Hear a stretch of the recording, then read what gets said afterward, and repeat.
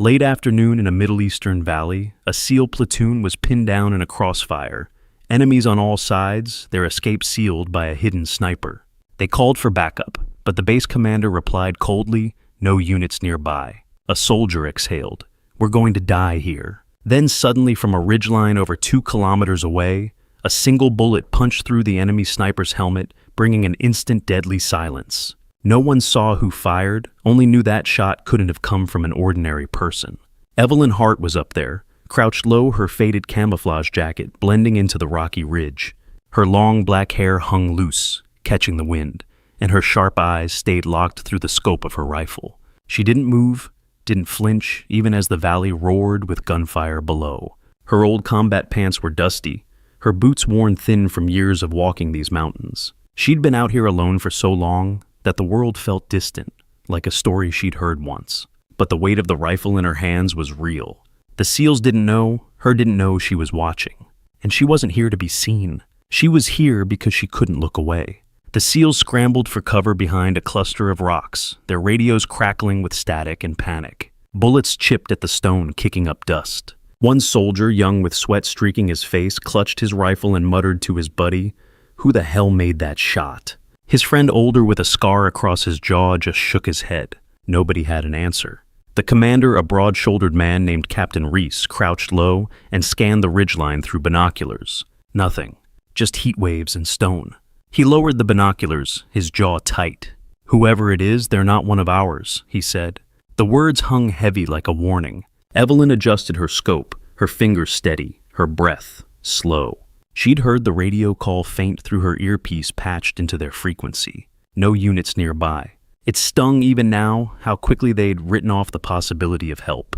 She'd been written off before 3 years ago when her unit Ghost Viper was disbanded, their records burned, their names erased. She could still see the base commander's face, his cold eyes as he told her to disappear. "You're a liability now, Hart," he'd said. She hadn't argued, just packed her gear and walked into the mountains. But today, hearing that radio call, something pulled her back. She couldn't let them die. Hey, if this story's hitting you, do me a favor. Grab your phone, hit that like button, drop a comment below, and subscribe to the channel. It means a lot to share these moments with you, to walk through these stories together. Let's keep going. The valley was a kill zone, and the SEALs were trapped in its heart. Enemy fighters moved in their silhouettes, darting between boulders. Another sniper's bullet cracked from a different angle, grazing Captain Reese's shoulder. He cursed blood seeping through his sleeve and waved his men to stay low. "They've got us locked," he growled. Then another shot rang out, not from the enemy, but from that distant ridge. Another enemy sniper dropped his rifle, clattering to the ground. The SEALs froze, heads turning, searching for the source. A soldier with a buzz cut and a nervous laugh said, "What kind of guardian angel shoots from 2 clicks out?" A woman in a tailored suit stood at the edge of the command tent, back at base, her manicured nails tapping her coffee mug. Major Claire Vaughn, always polished, always in control, had dismissed the SEAL's call for backup with a flick of her wrist. "No one's out there," she'd said, her voice smooth like she was ordering lunch. She'd climbed the ranks by knowing who to impress, who to sideline. Evelyn Hart's name had crossed her desk once, years ago, and she'd made sure it stayed buried. Now she leaned over a map, her lips pursed, ignoring the radio chatter. "They'll figure it out," she told her aide, a twitchy young man who nodded too fast. But the aide's eyes kept darting to the radio, catching the panic in the SEALs' voices. Down in the valley, a wiry SEAL with a thick Boston accent spat into the dirt. "Some angel," he said loud enough for the others to hear. Probably just a local with a lucky shot. His name was Torres, always quick with a jab, always sizing people up. He'd grown up scrapping in backyards, and he didn't trust what he couldn't see. "If they're so good, why are they hiding?" he said, wiping sweat from his brow. Another soldier, Jenkins younger with a baby face and a nervous tick, shot him a look. "Shut up, Torres. They're saving our asses." But Torres just smirked, reloading his rifle. "Bet it's a dude with a grudge. Ain't no way a chick's out there shooting like that." A new voice crackled over the radio, sharp and mocking, from a junior officer back at base named Lieutenant Bryce. He was lean, ambitious, with a grin that never reached his eyes. "You guys whining about a ghost shooter? Focus on not dying," he said, his tone dripping with condescension. The SEALs exchanged glances, their faces hardening. Jenkins muttered under his breath. Easy for him to say, sitting safe back there. Bryce had a reputation for kissing up to Vaughn, always eager to prove he was smarter than the grunts in the field. He laughed into the radio. Maybe it's just a mirage. You're seeing things? Torres gripped his rifle tighter, his knuckles white, but didn't respond. The air felt heavier now, the team's frustration mixing with the dust. Evelyn heard none of this. Her world was the scope, the trigger, the steady rhythm of her pulse. Another enemy fighter crept into view, aiming at the SEAL's flank. She exhaled, squeezed the trigger, and watched him fall. The shot was clean, precise, like everyone she'd taken since she was 19, training in the desert with Ghost Viper. Back then, her instructor, a grizzled man with one eye, had slapped her shoulder after her first perfect shot. "You're a ghost, Hart," he'd said. "They'll never see you coming." Now she was proving it. Her hands didn't shake. Her eyes didn't waver. But when she shifted to check her ammo, her fingers brushed an old photo tucked in her pocket. A younger her standing with her unit, all of them smiling. She didn't look at it. She didn't need to. The SEALs pushed forward, using the sudden gaps in enemy fire to gain ground. Captain Reese, clutching his bleeding shoulder, barked orders, his voice hoarse but steady. "Move, move. Whoever's up there is giving us a window." The team scrambled, boots pounding dirt, but Torres lagged behind, still muttering.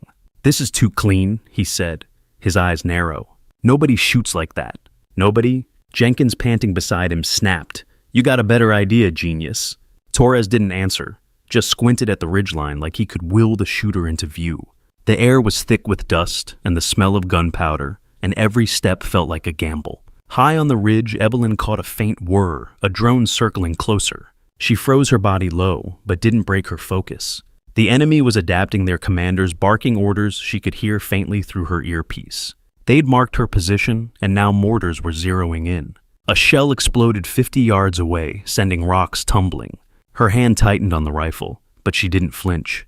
Instead, she adjusted her aim, targeting an enemy spotter, relaying her coordinates. One shot, and he crumpled.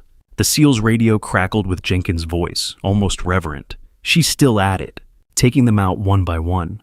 Reese, his face grim, only nodded his eyes, never leaving the ridge. Back at base, Major Vaughn's aide hesitated, then spoke up. "Ma'am, the reports, they're saying shots from over 2 kilometers. That's not normal." Vaughn didn't look up from her map. "Exaggeration," she said, her tone clipped. "Soldiers under fire always inflate the numbers." But the aide wasn't so sure. He'd heard whispers about Ghost Viper, about a sniper who could hit targets no one else could. He glanced at the radio, wondering if he should push it. Vaughn caught his look and set her mug down hard. "Focus, Lieutenant. They'll make it out. Or they won't." Her voice was ice, but her fingers twitched, betraying a flicker of unease. Lieutenant Bryce, still lounging in the command tent, couldn't resist another jab. He grabbed the radio, his voice smug.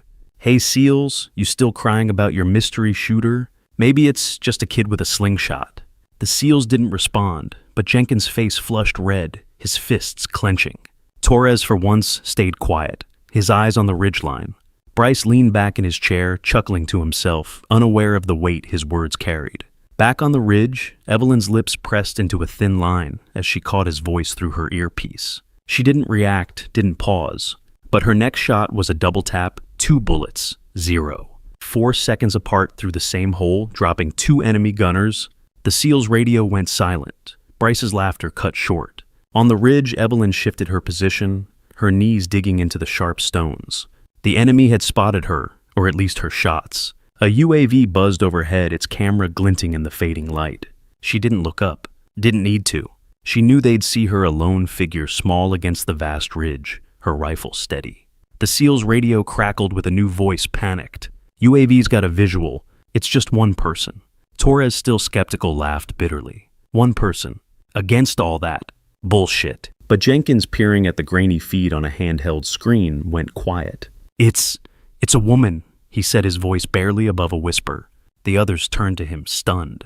In the valley, a grizzled SEAL named Malone, with gray stubble and a limp from an old wound, paused to catch his breath behind a boulder. He'd been in too many fights to believe in miracles, but the shots from the ridge were making him rethink things. He pulled a worn dog tag from his pocket, not his own, but one he had carried for years, inscribed with a name he never spoke.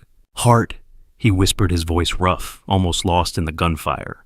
He had trained with Evelyn briefly years ago, seen her outshoot men twice her size. He looked up at the ridge, his eyes narrowing.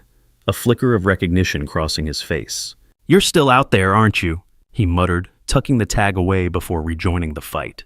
The enemy didn't waste time. Shells started raining down on the ridgeline, shaking the ground under Evelyn's feet.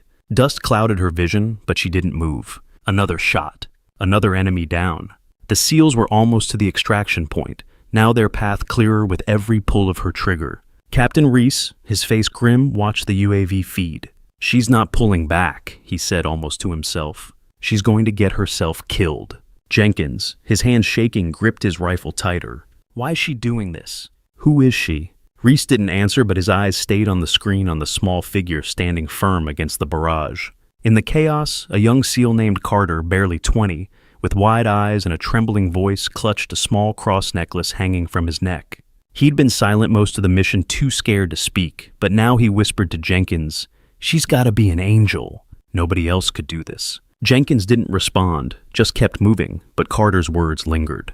The team pushed forward, their boots slipping in the loose dirt, every step fueled by the unseen shots from the ridge. Evelyn's rifle barked again, taking out an enemy machine gun nest that had pinned them moments before. Carter looked up, his face pale, and mouthed a quiet, "Thank you." Evelyn's rifle clicked empty. She reached for another magazine, her movements calm, deliberate. The shells were getting closer, the explosions rattling her bones. She could hear the SEAL's radio chatter, faint but clear. "She's still there," Jenkins said, his voice breaking. "She's not leaving." Torres for once had no comeback. He just stared at the feed, his smirk gone. Evelyn loaded the magazine, her fingers steady despite the chaos. She wasn't thinking about the SEALs' voices or the shells or the life she had left behind. She was thinking about the next shot, the next life she could save, because that's what she'd always done. Years ago in a different desert, she'd stood in a briefing room, her Ghost Viper patch, new on her sleeve. Her commander, a man with a voice like gravel, had handed her a rifle. "You're not just a shooter, Hart," he'd said. "You're the one who makes sure they come home." She'd nodded, her face serious, her heart pounding. That was before the betrayal, before the orders to disband, before they told her to vanish. Now, as the shells screamed closer, she lined up another shot. The enemy's machine gunner, pinning down the SEAL's left flank, fell silent. The SEALs moved faster, their boots pounding towards safety. A sudden lull hit the valley, the enemy momentarily thrown by the precision of Evelyn's shots. The SEALs seized the chance, sprinting toward a narrow pass. But back at base, Bryce wasn't done. He leaned into the radio, again his voice sharp with mockery. "What you think some Lone Ranger's out there saving you? Grow up." Reese, hearing this, grabbed the radio himself. "Bryce, shut your mouth, or I'll shut it for you when we're back." His voice was low, dangerous, the kind that made even Torres flinch. Bryce went quiet, but his earlier words echoed in the team's ears, a bitter reminder of how little faith the base had in their survival, or in her. Evelyn, oblivious to the radio, spotted an enemy commander directing troops from a concealed position. Her scope zeroed in on his radio, the lifeline of their attack. One shot, and the device shattered, his orders cut off mid-sentence. The enemy's movements faltered, their coordination breaking. The SEALs felt the shift, their path opening wider. Jenkins, glancing at the UAV feed, saw the lone figure adjust her rifle and fire again. "She's cutting their lines," he said, awe creeping into his voice. Reese nodded, his shoulder still bleeding, but his focus razor sharp. "She's giving us a way out." As the SEALs neared the pass, a new threat emerged, an enemy RPG team setting up on a nearby hill. The launcher glinted in the fading light, aimed directly at the team's path.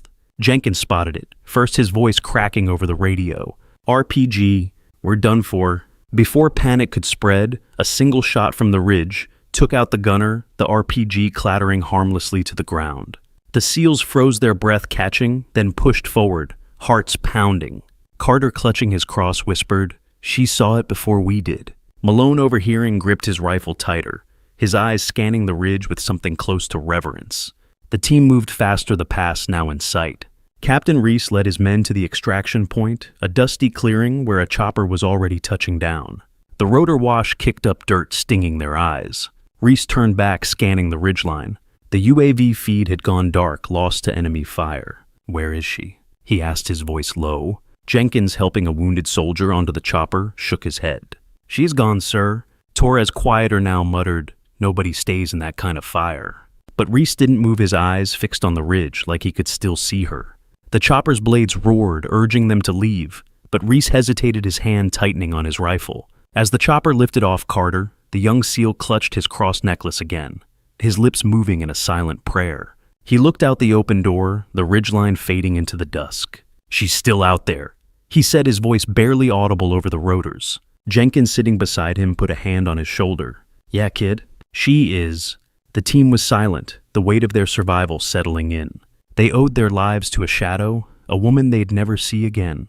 Torres, staring out the window, muttered, "I was wrong about her."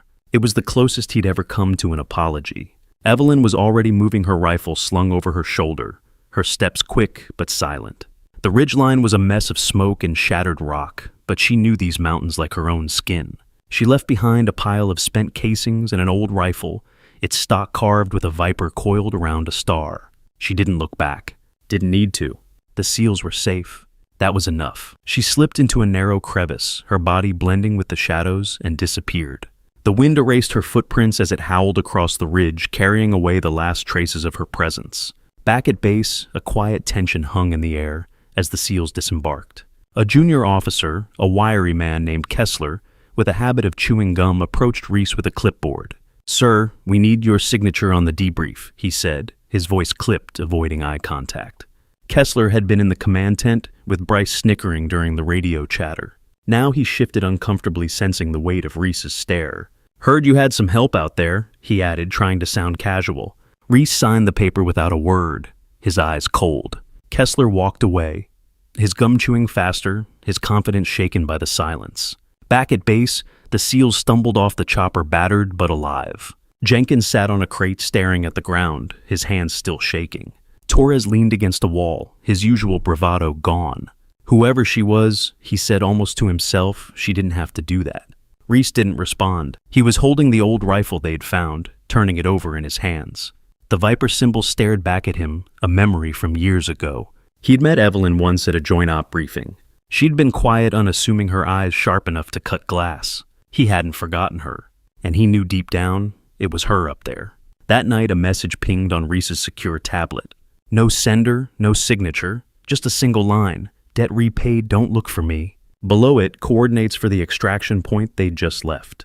Reese read it twice, his jaw tight. He showed it to Jenkins, who looked up wide-eyed. "It's her, isn't it?" he asked. Reese didn't answer, just deleted the message and walked away. He didn't need to confirm it. He knew, and he knew she didn't want to be found. The base was quiet, the air heavy with unspoken questions. Major Vaughn, meanwhile, was in her office, her coffee cold, her face pale.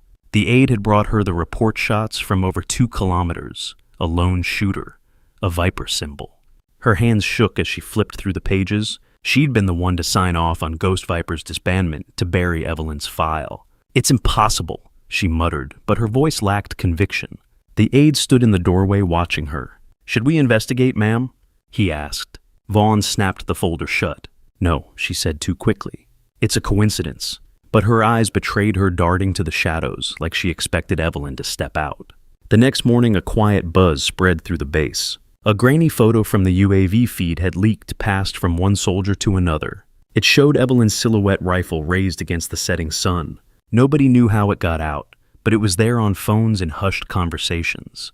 Lieutenant Bryce, trying to laugh it off, told a group of officers, "It's nothing, just some myth." But his voice faltered when he saw the photo, his smirk fading. The other officers didn't laugh. They just stared at the image, a mix of awe and unease settling in. Bryce turned away, his hands stuffed in his pockets, his confidence cracked. The mission report was filed by morning, a dry clinical document. Unknown support force presumed coincidence. No mention of a sniper, no mention of a woman, no mention of Ghost Viper. The SEALs tried to tell the story, but it was brushed off as rumor, a battlefield legend. Jenkins wrote in his journal, his handwriting messy, "If that was her, we owe her everything." Torres overheard him and snorted, but there was no venom in it. "Yeah, well, good luck finding her," he said, his voice softer than usual. The story spread quietly, whispered in mess halls, passed between soldiers over beers. Evelyn was far away by then, deep in the mountains, her new rifle cleaned and ready. She sat by a small fire, her jacket pulled tight against the cold. The stars were bright, the valley silent. She didn't think about the SEALs or the report or the base. She thought about her old unit, the way they had laughed together, the way they'd trusted her to have their backs. She reached into her pocket, pulled out the photo, and set it in the dirt. Her younger self stared back, surrounded by faces she'd never see again. She didn't cry. She just looked at it for a long moment, then tossed it into the fire. Major Vaughn's aide was reassigned that week, sent to a remote outpost with no warning. He packed his bags in silence, his face pale, knowing better than to ask why. Vaughn herself faced whispers in the officer's mess, her name tied to a botched operation years ago. A colleague, a stern colonel with gray hair, pulled her aside. "You buried something, Claire," he said, his voice low. "It's coming back." She tried to laugh it off, but her hands shook as she poured her coffee. The inquiry came quietly, a single email requesting her presence at a closed-door meeting. She didn't sleep that night. Torres back at base got a text from his sister, a blogger with a knack for digging up stories. "Heard about a sniper? You know anything?" she asked. He stared at the message, his thumb hovering over the screen, then deleted it without replying. But the story was already out there, a blurry UAV image trending on a military forum captioned, "The Ghost Who Saved Them." It vanished from the site within hours, scrubbed by moderators, but not before thousands saw it. Torres shook his head, muttering, "She doesn't want this." He never spoke of her again, but he carried the weight of it, a quiet respect he'd never admit. Jenkins, meanwhile, couldn't let it go. He wrote letters to his family, describing the woman on the ridge, his words clumsy but earnest. His sister posted one online, and its spread picked up by a small news outlet. The attention cost him a gear company, dropped his sponsorship citing unprofessional conduct.